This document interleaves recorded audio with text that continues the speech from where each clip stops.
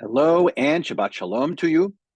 Hope that you're feeling the approach of Shabbat so that we can transition from our week into a week of relaxation, a week of exhaling a little bit into the Torah portion of Shemini, which, by the way, has so many fascinating various parts in it.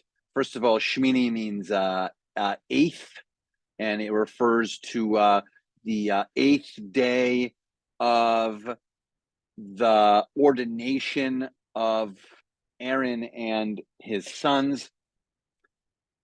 Is a specific situation in regards to two of his sons, Nadav and Avihu, in this Torah portion. There's a whole section about kosher laws and certain animals that are kosher and unkosher. Fascinating that the Torah goes into detail about showing us and literally listing kosher animals and non-kosher animals.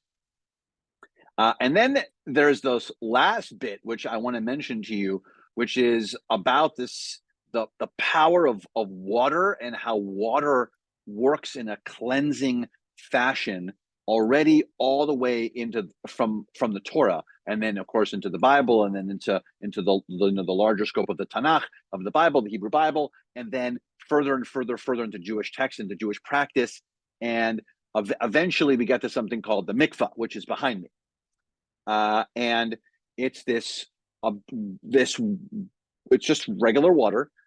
It's actually called Maim Chaim, which means living water, which means that it can't be captured, meaning not water that from our faucet, right? Because when we turn on the water from our faucet, it's captured. It's gone through how many pipes and places and turned and all these different twists and turns, right? But Maim Chaim is living water. That means it has to be captured, either rainwater that's and only captured into the cistern for the mikvah, which is actually called the bore, which just means a hole because it's where the capture is. You can use melted ice. You can use rainwater. The ocean, by the way, is a mikvah because it is a natural body of water. And so the mikvah is very powerful because it is one of the most powerful instruments we have as Jews, because it is the device that can transition us from one state to another. So in a basic sense, it can transition us from a state of uncleanliness to a state of cleanliness. That's one option. The other are options of ideas that mikvah, by the way, is for anyone who goes through a conversion, that it is the last, after learning and studying for a long period of time, the person who the Jew by choice decides ultimately to go through mikvah, and the mikvah is the transitioner, the actual transitioner that moves someone from going from non-Jewish to Jewish. It also can prepare us for something big. I've done mikvah. I did it prior to my wedding. I've been in the mikvah the day before I became a rabbi. There are a lot of different big transitional moments that we can use. And so I want us to think about just transitional moments. What are some major transformational moments for us? I mean, the mikvah allows for us to talk about that. The eventual creation of the mikvah does that. But what are major transitions for us in our lives that we can mark, that we mark all the time, but we also know are very, very special for us? I want us to think about that on the Shabbat.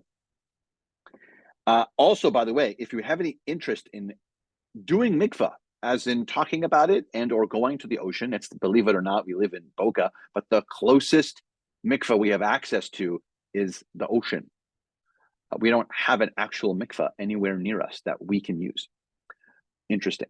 So please let me know if you would like to take part in the idea of mikvah. Happy to talk to you about it. Also, I want to mention, so services are as usual tonight at 6:30. Tomorrow morning they are 8:15 for our service and our Torah discussion. So that's that's definitely happening. I just want you to know that also here at CBI, starting tonight really, and then into the following week, because Tuesday is Yom HaShoah, it's a Holocaust Remembrance Day. Starting tonight, we're going to have an exhibit here at CBI. So I'd love for you to come and see the exhibit prior to services. We're also going to have one of our congregants, Holocaust survivor, Sam Ron, who's going to speak from the Bima for us tonight. And then the exhibit will be available for this whole window of time for Yom HaShoah. And then again, Yom HaShoah will have a special program that evening on the 18th, which is on Tuesday. So again, regular times tonight, just a couple extra things happening services, but 6:30, look forward to seeing you. And then tomorrow morning, 8 at 8:30, and Shabbat Shalom.